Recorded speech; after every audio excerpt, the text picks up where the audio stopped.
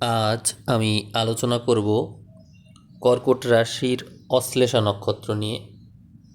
আপনারা জুন মাসের রাশিফল 5,000 ভিউ ক্রস করেছেন, এই জন্য এই বেসিক ভিডিওটা আপনারা পাচ্ছেন।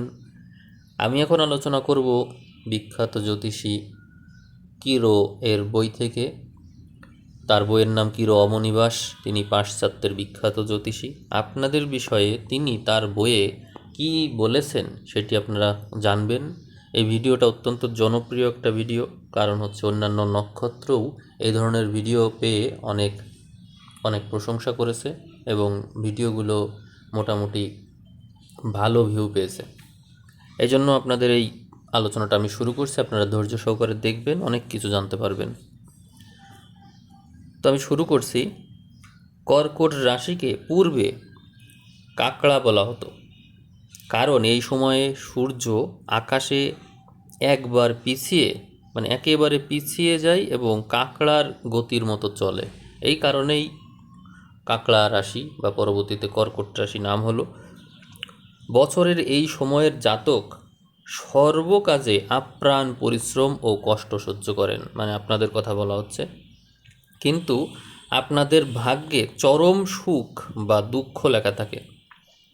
শেয়ার বাজারে ফাটকা খেলায় আপনারা হেরে যান, কিন্তু বিধিমতো যদি ব্যবসা করতে পারেন তাহলে অবশ্যই তাতে সুফল পান এবং ঝুঁকি নিয়ে টাকা খাটানোই আপনাদের বিশেষ আগ্রহ থাকে। ফলে বহু বছরের পরিশ্রমে গড়ে ওঠা ব্যবসা প্রায়ই একটা মাত্র ঝোঁকের বশে আপনারা হারাতে বসেন। এটি কিন্তু আপনাদের এক বিশেষ দুর্বলতা।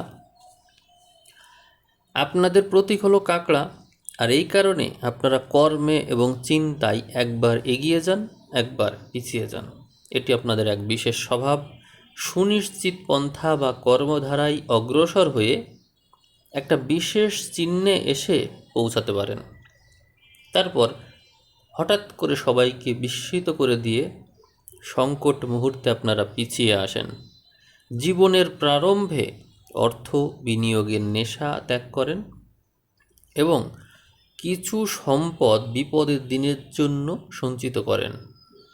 তাহলে দেখবেন আপনাদের জীবনে কোনো অর্থ সমস্যা থাকবে না। এটি খুবই গুরুত্বপূর্ণ একটি কথা, আমি আবারও রিপিট করছি।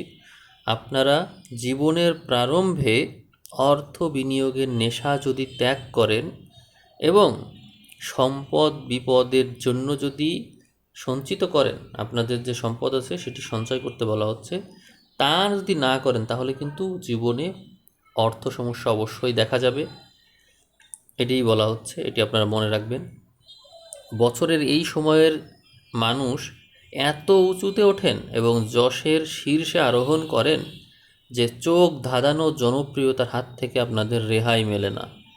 গৃহজীবন আপনাদের জন্য ভালো নয়, সেটি কণ্টকিত। লোকের চোখে আপনারা যতই সার্থক হন না কেন, আপনাদের পরিবারে শান্তি নেই। সাধারণত আপনারা বৃহৎ পরিকল্পনার স্বপ্ন দেখেন। জনকল্যাণের মহান আদর্শকে সামনে রেখে আপনারা বিরুদ্ধ সমালোচনায় মর্মাহত হয়েও নীরবে দুঃখ পান। নিজের পাশে যারা থাকেন তাদের প্রতি আপনারা তখন উদাসীন এবং কঠোর হয়ে যান। অত্যন্ত স্নেহপ্রবণ মানুষ আপনারা, কিন্তু বহিঃপ্রকাশ না থাকায় লোকে ভুল করে আপনাদেরকে শীতল এবং অনুভূতিহীন মনে করে। আপনারা অত্যন্ত কল্পনাপ্রবণ এবং প্রায়ই উঁচু দরের শিল্পী, সাহিত্যিক, সঙ্গীতকার, নাট্যকার এগুলো আপনারা হয়ে থাকেন। আপনারা প্রায়ই সার্থক ব্যবসায়ী বা শিল্প প্রতিষ্ঠাতাও হয়ে থাকেন। আপনাদের স্মৃতিশক্তি প্রখর এবং বহুবিধ জ্ঞান আপনাদের মনের কোণে সঞ্চিত থাকে। আপনারা খুব ভালো মনস্তাত্ত্বিক হতে পারেন। জাদুবিদ্যা, ধর্ম ও অসাধারণ কোনো জীবন দর্শন আপনাদের জীবনে চলে আসে। নিজের আত্মীয় স্বজন পরিবারের উপর আপনাদের গভীর আকর্ষণ থাকে এবং আচার অনুষ্ঠানের প্রতি থাকে অনেক মমতা। খাদ্য সম্বন্ধে আপনাদের বিশেষ সাবধান হওয়া উচিত, কারণ দেহে আহার্য পচনজনিত বিষক্রিয়া, উদরস্ফীতি, বদ হজমের আক্রমণ, অভ্যন্তরীণ টিউমার, কর্কট রোগ ঊর্ধ্বশ্লেষ্মা, এগুলো আপনার হতে পারে। আপনাদের উপর চন্দ্রের প্রভাব অতি প্রবল। শরীর দুর্বল হয়, কিন্তু ইচ্ছাশক্তি প্রয়োগে এই দুর্বলতা কাটানো যায়। দেহের তুলনায় মনের আবেগ বেশি সক্রিয়।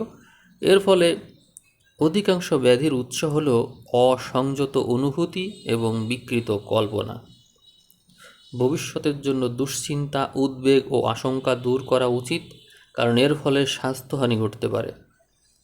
আপনারা দেখবেন খেয়াল করে যে আপনাদের রক্ত চলাচল ব্যাহত হয়ে নানা রকমের রোগ ব্যাধি হয়ে থাকে।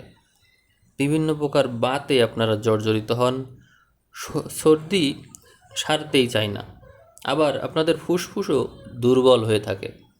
তো এই বিষয়গুলো যদি রোগ ব্যাধিও হয়, তা আপনারা দেখবেন এই বিষয়গুলো বেশি আক্রান্ত হয়। যে কথাটি কিরো বলতে চাচ্ছেন,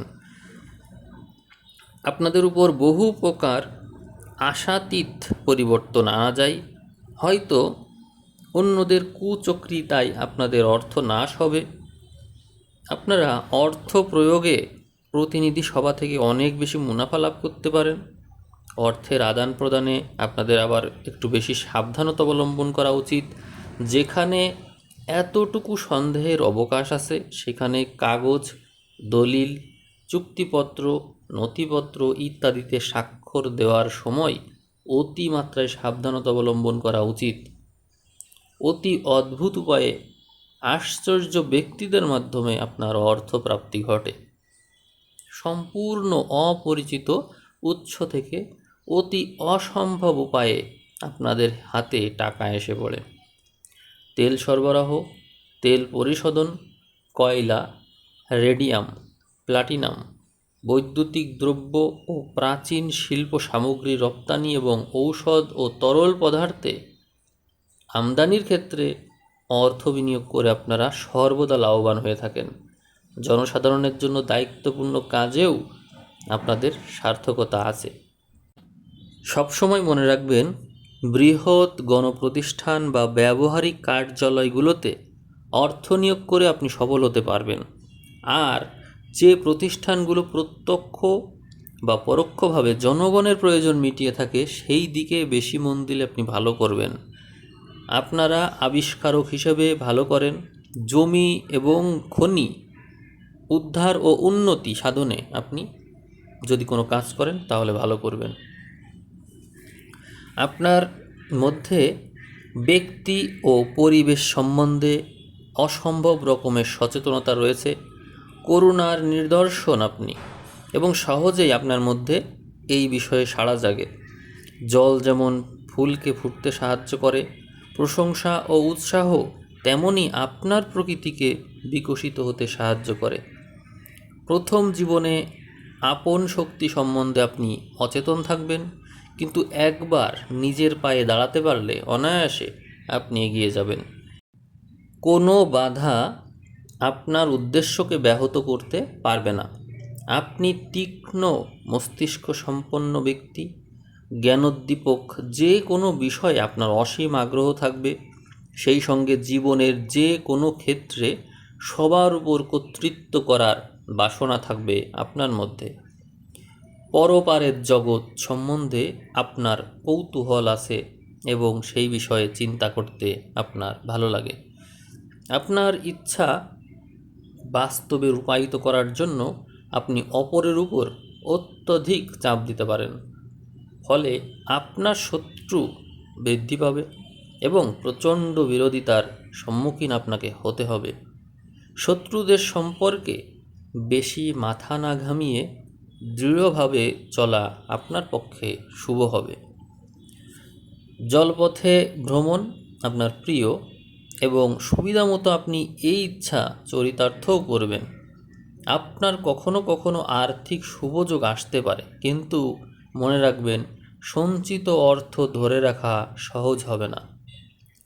প্রচণ্ড ইচ্ছাশক্তি ও আত্মবিশ্বাস আপনার থাকতে পারে। আপনার সেবা ও বুদ্ধিবৃত্তির দ্বারা জীবন যুদ্ধের সম্মুখীন আপনাকে হতে হবে, আর এই দুই অস্ত্র দ্বারা আপনি সে যুদ্ধ জয়ও করতে পারবেন। সেই দুটো অস্ত্র কি কি? অসাধারণ সেবা ও বুদ্ধিবৃত্তি, এবং সেই সাথে জ্বালানি হিসেবে থাকছে প্রচণ্ড ইচ্ছাশক্তি ও আত্মবিশ্বাস। এইগুলোই আপনাকে সবসময় জীবন যুদ্ধে জয়ী করবে। তবে সবসময় আপনাকে সজাগ থেকে সামনের দিকে এগিয়ে যেতে হবে। আপনার কর্মক্ষেত্রে আপনাকে এই বিষয়গুলো প্রয়োগ করতে হবে। প্রয়োজন বোধে, কৌশলে এবং চাতুর্যতা নিয়ে আপনি এই বিষয়গুলোকে কাজে লাগাতে পারেন। আপনার আগ্রহ চরিতার্থ করতে পারলে যে কোনো কাজে আপনি সফল হবেন। বিশেষ করে রাষ্ট্রনৈতিক সম্পর্কে আপনি বিশেষভাবে সফল হবেন। ভিন্ন দেশের জীবনধারা ভিন্ন হতে বাধ্য, কিন্তু আপনি সহজেই সেই সকল পরিবেশের সাথে মানিয়ে নিতে পারেন। আপনার অর্থভাগ্যের বিষয়ে বলতে গেলে বলা যায় যে এই বিষয়ে আপনি আসলে নিজের ইচ্ছে মতো চলবেন। অসম্ভব বুদ্ধি থাকার ফলে আপনার মস্তিষ্কের গতি বিচিত্র, এবং সেই জন্যে গতানুগতিক জীবন আপনাকে ক্লান্ত করে তুলবে। আরোগ্য লাভের ক্ষমতা আপনার মধ্যে অসামান্য, সেই জন্য যে কোনো ব্যাধি থেকে অনায়াসে আপনি মুক্তি লাভ করতে পারেন। উচ্চ গ্রামে বাঁধা স্নায়ুমণ্ডলী আপনার, এবং এখানেই এই উচ্চগ্রামে বাঁধা স্নায়ুমণ্ডলী আপনার প্রধান বাধা।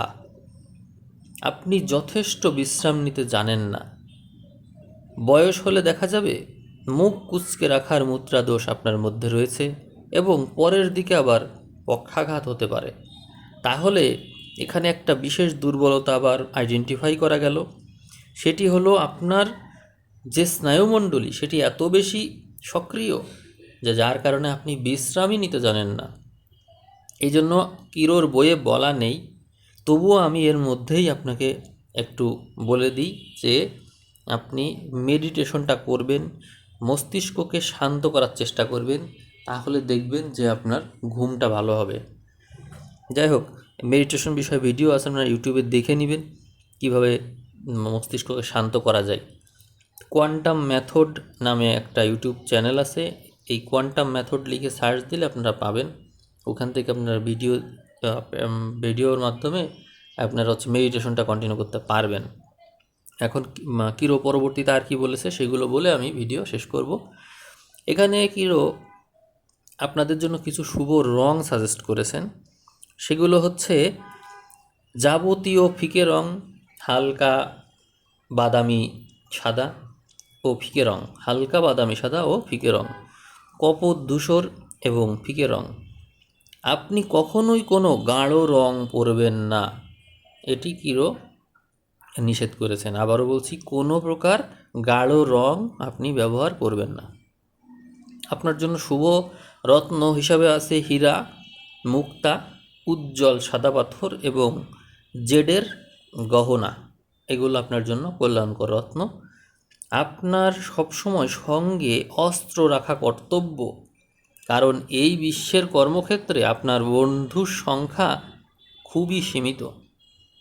আপনি যদি একটু অমনোযোগী হন তাহলেই দেখবেন বহু শত্রু আপনার ক্ষতি করছে। তাই পথে খুব সতর্কতার সাথে চললেই আপনার উন্নতি। আপনার লাইফ পার্টনার বা জীবনসঙ্গী বা অংশীদারি ব্যবসার সাথে সংযুক্ত এরকম ব্যক্তির ক্ষেত্রে কিরো সাজেস্ট করছেন যে আপনি যে সময়ে জন্মেছেন এই সময়ের, অর্থাৎ কর্কটের জাতক জাতিকা যাদের জন্ম সময়ে রবি বা চন্দ্র কর্কটে ছিল, এরকম জাতক জাতিকাকে আপনি জীবনসঙ্গী হিসেবে বা বন্ধুত্ব বা লাইফ পার্টনারের ক্ষেত্রে সিলেক্ট করতে পারেন। এছাড়াও থাকছে মকর রাশি, যেখানে জন্ম সময় কারো রবি বা চন্দ্র আছে, এরকম ব্যক্তিকে সিলেক্ট করতে পারেন। অথবা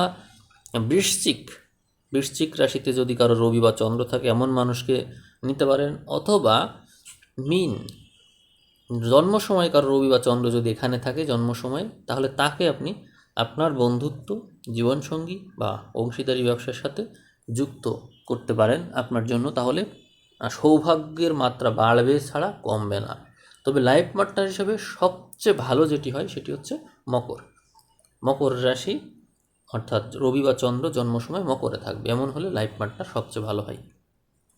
আপনারা যে তারিখে জন্মেছেন এই সময়ে অনেক বিখ্যাত ব্যক্তি জন্মেছেন। তারা কেউ কেউ ছিল ব্যবসায়ী, কেউ হচ্ছে কোনো একটা রাষ্ট্রের স্রষ্টা, কেউ আবার সাংবাদিক, কেউ রাজনীতিক, কেউ আর্টস বিশপ, কেউ অর্গানাইজার, কেউ লেখক, দার্শনিক, ধর্মবিদ, এমন অস্তিত্ব বা খোঁজ পাওয়া যায়। তো ঠিক আছে, সবাই ভালো থাকবেন। সবাইকে অসংখ্য ধন্যবাদ।